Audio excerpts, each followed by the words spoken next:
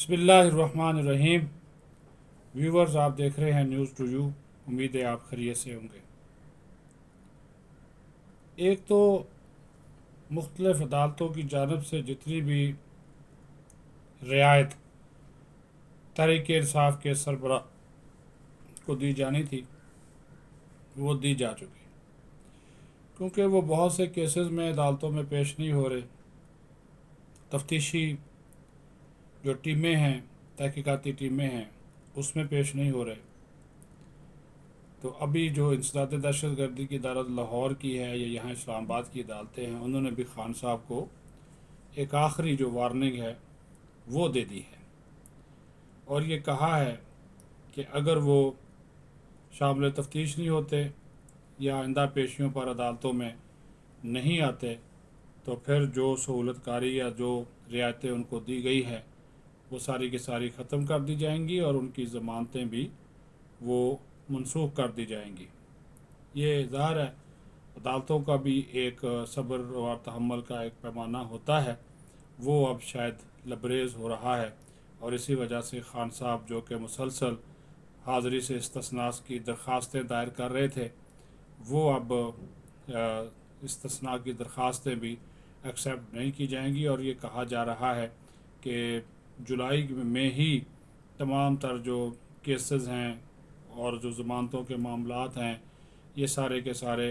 मंतकी अंजाम तक पहुँचेंगे और उसके बाद फिर बाकायदा ट्रायल जो है वो कप्तान का शुरू हो जाएगा और इस सिलसिले में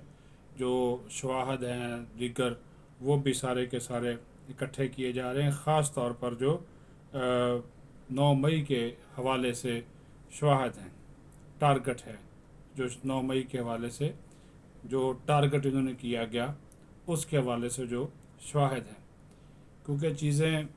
जो हैं वो अब खुल कर इस वजह से भी सामने आ रही हैं कि जो तहकीकात हुई है इसमें 9 मई के हवाले से 9 मई को कौन किस मकाम पर मौजूद था, ये एक 54 के करीब मकामात की निशानदही की गई और फिर इतने ही तकरीबन लोग थे पीटीआई के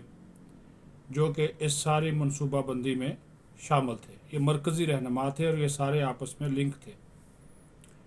और ये जो लोग थे जिन मकामात का तयन किया गया वहाँ पर जो लोग तैनात थे वो आगे 6 लोगों को इन्फॉर्मेशन देते थे और जो 6 लोग थे वो एक एयरफोर्स का जो साबिक ओहदेदार है उसको आगे इन्फॉर्मेशन देते थे और वो फिर खान साहब तक इन्फॉर्मेशन पहुंचाता था। ये सारा एक जो लिंक है वो इस्टेब्लिश हो चुका। उस तक ये तहकीकाती इदारे या इंटेलिजेंस इदारे या पुलिस जो भी इन वाक़यात की इन्वेस्टिगेशन कर रही है वो पहुंच गई, यानी कि उन्होंने वो पूरी वो चेन जो है वो निकाल ली है, उस तक वो पहुंच गए हैं कि ये किस तरह। पिछले वीलॉग्स में भी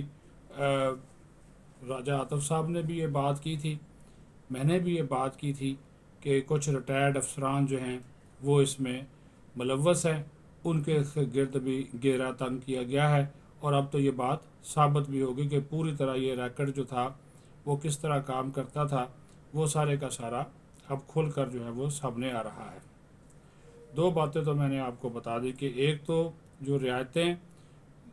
खान साहब के लिए थी अदालती रियायतें वो ख़त्म होना शुरू हो गई हैं और उनको बाकायदा वार्निंग दे दी गई है कि वो अगर पेश नहीं होंगे अदालतों में तो फिर एक तरफ़ा फ़ैसला जो है वो सुना दिया जाएगा और अगर तफ्तीशी टीमों के सामने भी पेश नहीं होंगे तो भी उनके ख़िलाफ़ फ़ैसला आ जाएगा। दूसरी बात मैंने आपको 9 मई के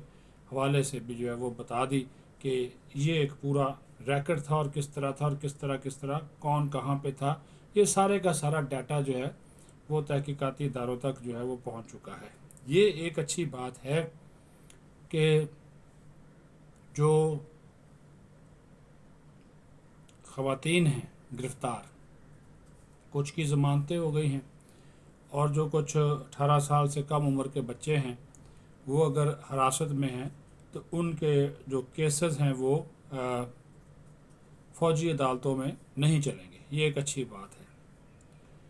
لیکن یہ کیسز جو نارمل عدالتیں ہیں یا انسداد دہشت گردی کی عدالت ہے، اس میں یہ لازمی طور پر چلیں گے۔ پاکستان میں خواتین کے حوالے سے آپ کو پتہ ہے کہ ہمیشہ سے ایک نرم رویہ ہوتا ہے، ہونا بھی چاہیے کہ جو پاکستان میں اگر خواتین کسی جرم میں ملوث ہوتی ہیں تو پھر جو ہماری معاشرتی اقدار ہیں ان کو بھی دیکھنا پڑتا ہے کہ ظاہر ہے وہ کوئی کسی کی ماں ہے، بہن ہے، بیٹی ہے، بہو ہے، تو وہ پھر پورا گھر کا سسٹم جو ہے وہ متاثر ہوتا ہے۔ لیکن اس کا یہ مطلب نہیں ہے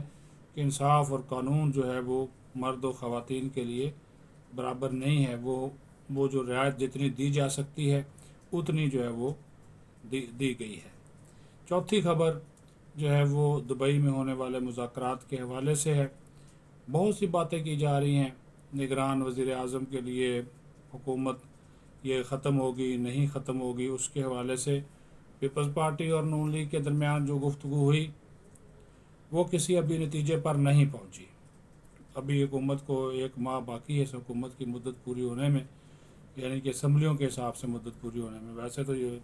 مدت پوری نہیں کر سکی کیونکہ عمران خان اس کے وزیر اعظم تھے،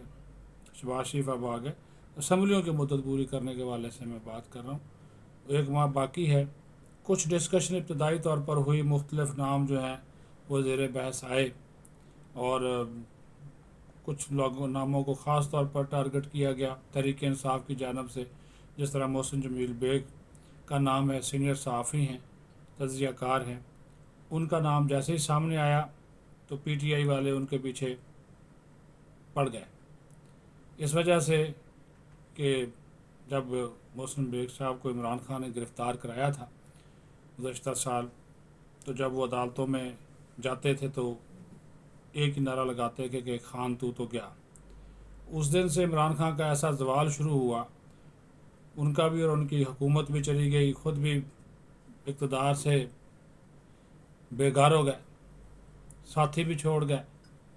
فیضوں کا فیض بھی بند ہو گیا اور باجوے کی آنیاں جانیاں بھی ختم ہو گئیں۔ اب وہ ایک اکیلا شخص ان کے لیے اتنا درد سر بنا ہوا ہے